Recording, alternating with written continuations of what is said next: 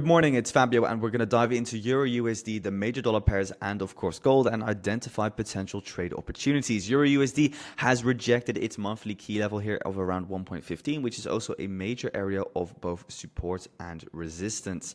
As we can see in the past, we've been reacting and interacting with this level heavily, and I'm now looking for it to once again potentially provide us with some shorting opportunities. Now, overall, Euro USD has reacted to this monthly imbalance candlestick over here after grabbing liquidity above this overall descending trend line. Now, after tapping in towards there, you want to look at the lower time frame being, for example, the daily, to then identify if the shorts are potentially ready. Now, how do you identify if those shorts are potentially ready? Well, we look for a fractal shift in structure. We got the fractal shift in structure after breaking the low of this bullish candle over here, as this is the most recent low that broke this high. So overall, we're getting a push up, a pull back, and then we get the push up again, breaking the fractal low. This is then your buy before the sell down, forming an area of supply from where we can potentially look for a short. Hence why currently the market is stalling inside of that supply zone, and why I'm interested in looking for that further downside. Going into the 4-hour time frame, we can see that Euro USD is still consolidating and hasn't really moved anywhere. We are still stuck inside of this sell before the buy over here. But as we can see, this is not a very strong area of demand. One, because there is still a lot of equal lows, or there are still a lot of equal lows underneath that demand zone. And a demand zone is always weak if it was not formed with liquidity. This would have been a much stronger area of demand. If it, for example, gave us a quick fake out in towards the downside and then aggressive V-shape reversal up, then I would say, okay, this is the demand zone that I want to long from. But now for me, it's just a weak demand zone with a lot of equal lows still open. Hence why I'm still looking and interested in that further Euro USD downside. Now, for myself, the ideal shorts here on euro dollar will come once we break the 4-hour fractal low, or the internal fractal low, which is the low over here, this black line. And then once that breaks, I'll be looking to get into those shorts more aggressively on Euro USD. For the rest, we're just consolidating, as we can see here on the 1-hour time frame. Hence why I'm waiting for a little bit more confirmation before getting involved. Going into the dollar itself, we can see that the dollar is also still moving very choppy, but still I am interested in that further upside, guys. If we look at the weekly time frame here on the dollar index, we still can see that we have the potential to reverse up higher after faking out on that prior area of accumulation, which is formed without or throughout 2023.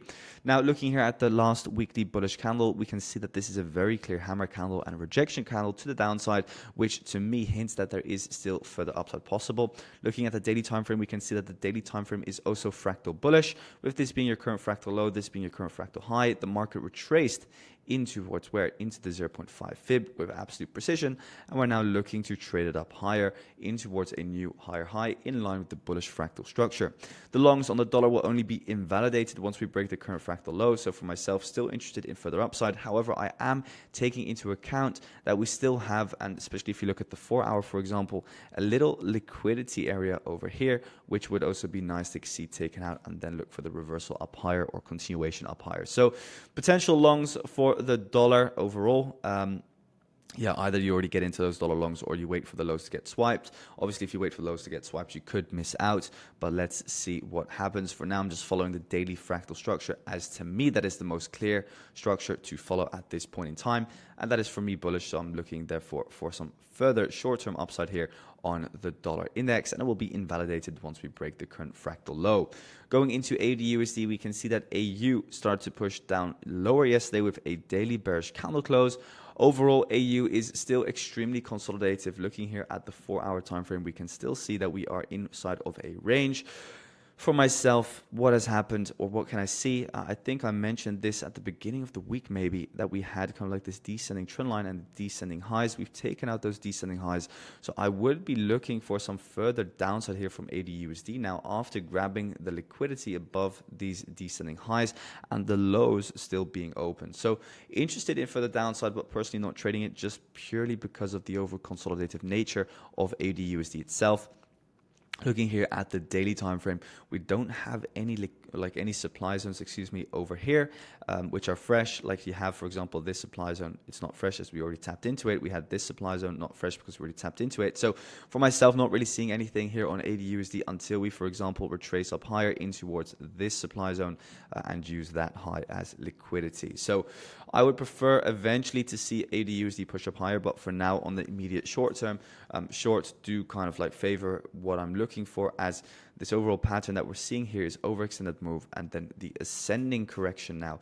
So a little bit of a push down would favor what I'm looking for. Also with the potential dollar pullback that I've been looking at and I just explained, that would also make some sense. But overall, very, very consolidative, and hence why I'm mainly focusing on EURUSD, but also on GBPUSD, because I'm looking for a GBPUSD short, guys. Here on the daily time frame, what has happened on the weekly time frame is that we've come up and above this kind of like V-shaped Dorito like chip, whatever you want to call it, or you could call it a pizza slice.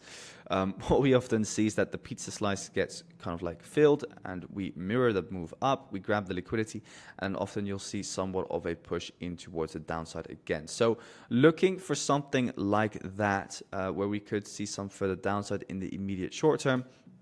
A good example is this inverted pizza slice over here, where as well we take out the lows, and then you also see somewhat of a buy up, and this is a pretty big buy up of around 1,000 pips. So the potential is definitely there for GBPUSD to start dropping here after grabbing that weekly liquidity, going into the daily time frame, and then also keeping in mind that the dollar index still has room to push up higher. Looking here at the daily time frame, however, the current fractal low is obviously still a little lower. This is your current demand zone.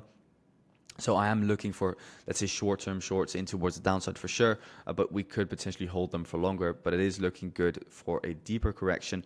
A lot of ascending lows here still open as well. So I'll be looking for more shorts on GBPUSD in towards next week and the end of this week. So yeah, looking for that on GU.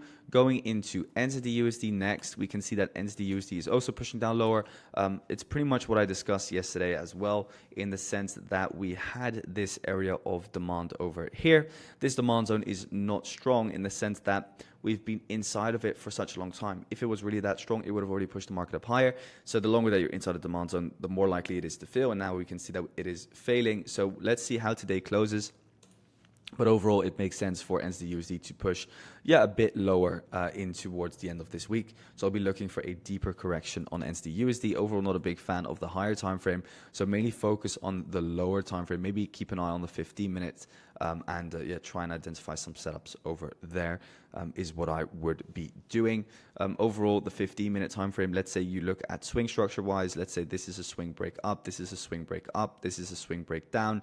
We retraced pretty much into premium, into this area of consolidation. It pushed the market down lower. We saw another break over here.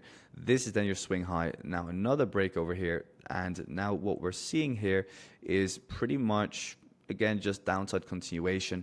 So let's see if we could get a nice retracement eventually and then look for some more shorts maybe on the 15 because I still think that there's some room for a deeper correction after this massive daily move. At least, for example, back down in towards this overall sell before the buy. So that's what I'm looking at on NZDUSD. Going into dollar yen, looking for that further upside still. Dollar yen, yes, it is inside daily supply. Let me just turn off this indicator. Looking at the weekly real quick, the weekly time frame is still at a key level of support. Yes, this low is still open and it would be higher probability to take out that low and then look for the reversal. Obviously, it doesn't need to happen necessarily. Looking here at the daily, the thing is, and again, if I turn on the fractal indicator, you can see that the daily is currently inside of this supply zone. If it breaks the current fractal high, then I would be on the 15-minute, on the 1 hour again, looking for those potential longs. So inside of here, I would kind of like stay out. If you're on the lower time frame, on the higher time frame, you could obviously still stay in your swings. But if you're looking to trade this on the lower time frame, wait for this supply zone to get broken. This then becomes your demand zone, and then look for those lower time frame buys opportunities once again. Last of all, we have gold. Gold is consolidating. I did see and read something this night when I woke up in the middle of the night about Pakistan and India getting into a war. This could cause gold to rise as well. Keep that in mind, but still a lot of equal lows open, and I'm looking for those to get taken out first before any further upside continuation.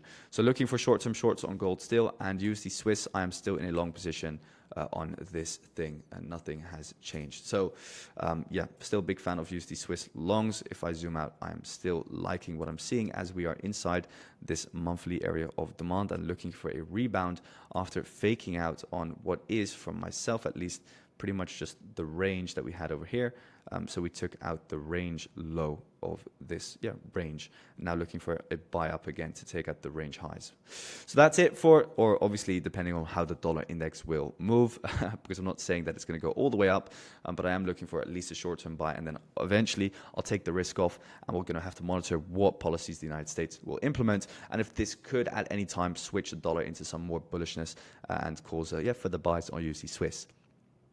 So yeah, thanks for watching, guys, today. Again, appreciate you all turning up. Wish you all a fantastic trading day. Any questions, make sure to join Discord, link in the description of this video, and see you in the next one.